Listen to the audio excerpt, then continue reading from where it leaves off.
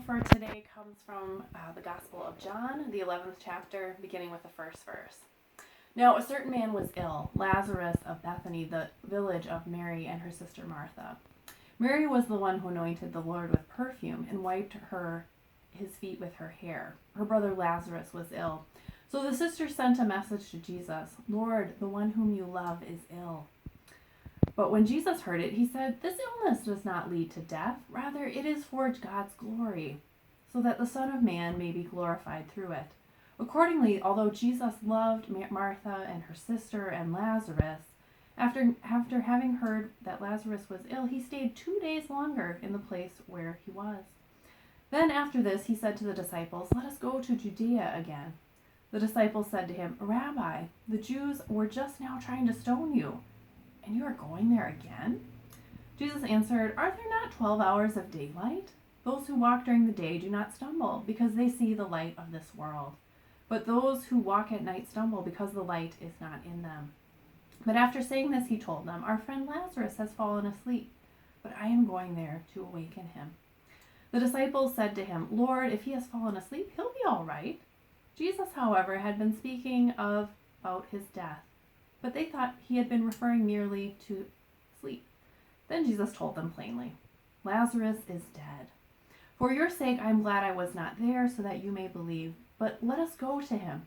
Thomas, who was called the Twin, said to his fellow disciples, "Let us go also, that we may die with him." When Jesus arrived, he found that Lazarus had already been in the tomb 4 days. Now, Bethany was now near Jerusalem, some 2 miles away, and many of the Jews had come to Martha and Mary to console them about their sister.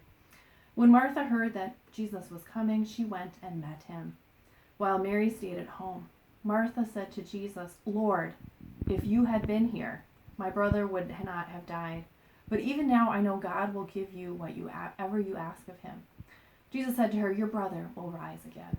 Martha said to him, "I know that he will rise again in the resurrection on the last day." Jesus said to her, "I am the resurrection and the life. Those who believe in me, even though they may die, will live. And everyone who lives and believes in me will never die. Do you believe this?" She said to him, "Yes, Lord, I believe that you are the Messiah, the Son of God, the one coming into the world." When she had said this, she went back and called her sister Mary and told her privately, "The teacher is here and is calling for you."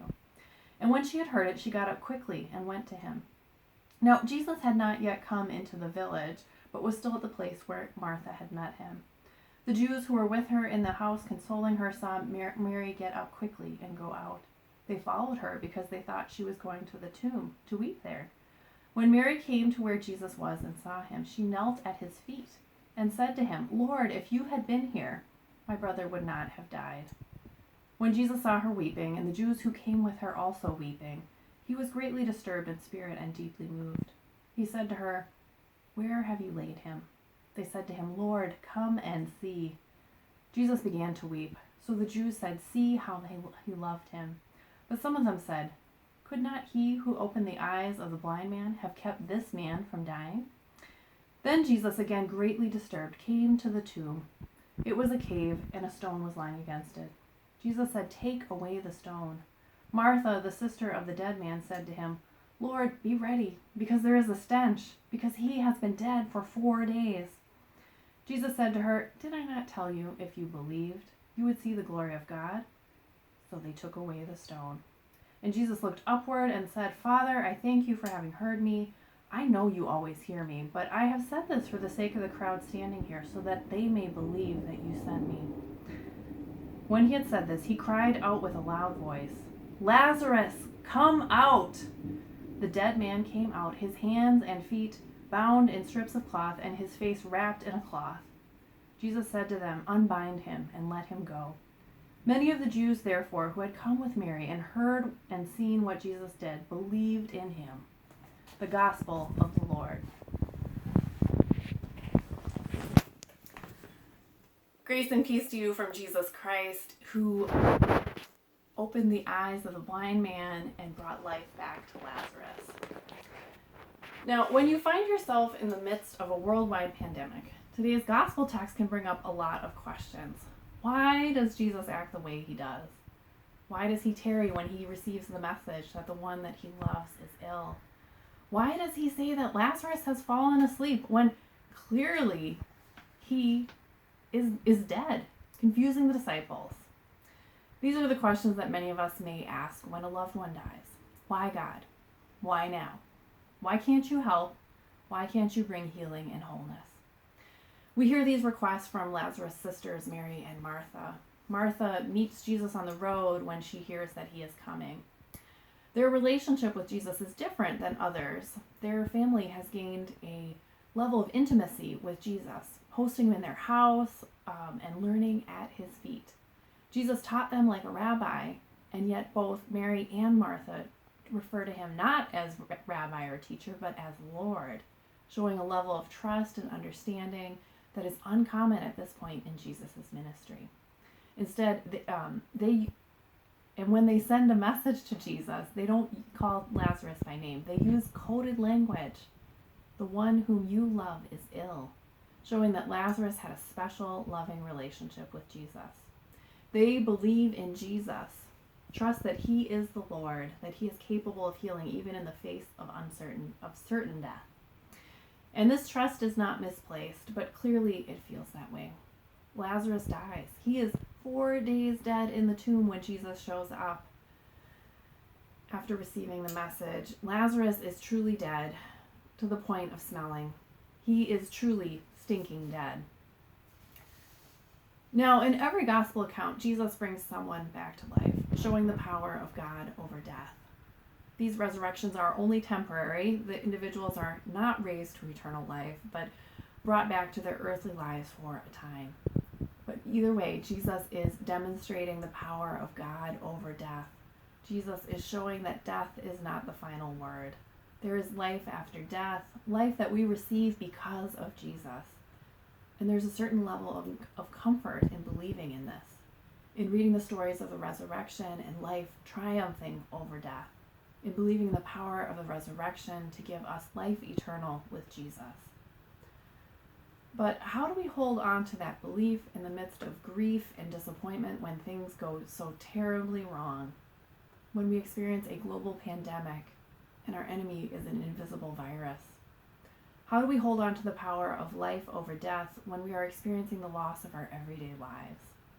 When our routines change to staying at home, washing our hands repeatedly, minimizing trips to the grocery store or pharmacy, working remotely and doing so many conference calls and video calls, and the highlight of our day is a walk outside.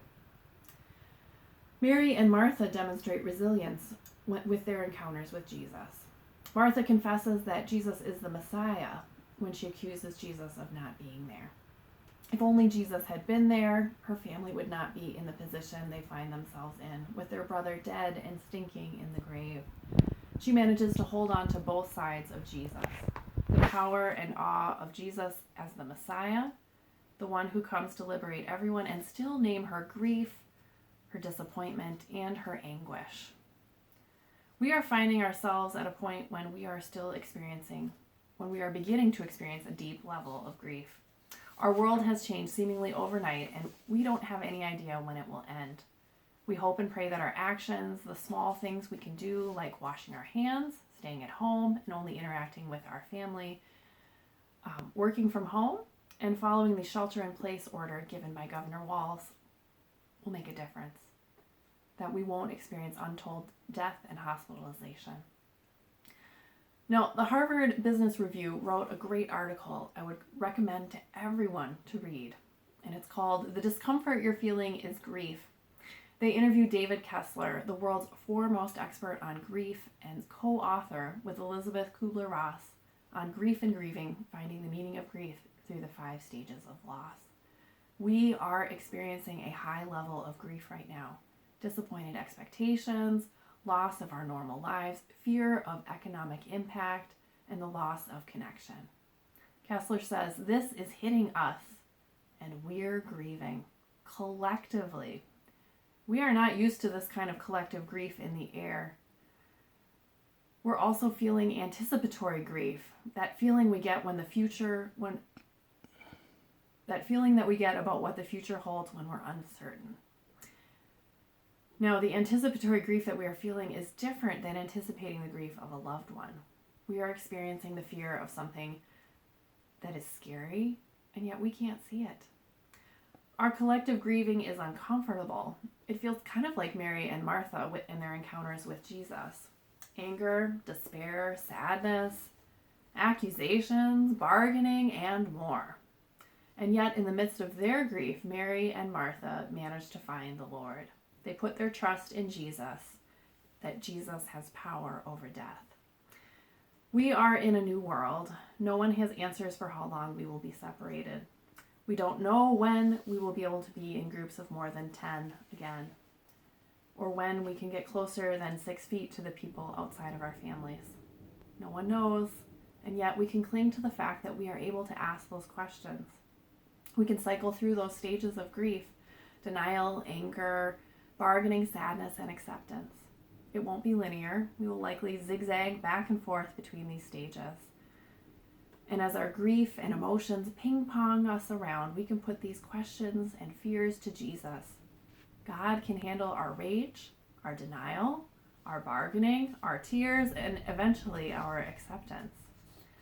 We can also hold on to the image of Martha challenging Jesus. She didn't hold back from questioning Jesus pointedly. Mary knelt at his feet, grieving and weeping over the death of her brother. And we can also hold on to the fact that Jesus wept too.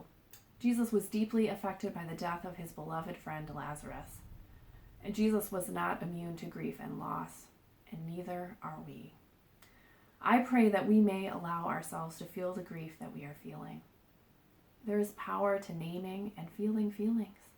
And as we move towards acceptance, that we can find ways to do our part to slow the spread of this virus. We can seek to be compassionate and understanding, seeking to find the best in what others are saying and doing. We are all under stress right now, feeling the collective grief in the air, and sometimes we are not always on our best behavior. We are not always our best selves. Help us to offer up love and compassion in the face of stress and grief. I pray that God might unbind us and lead us into acceptance. Amen.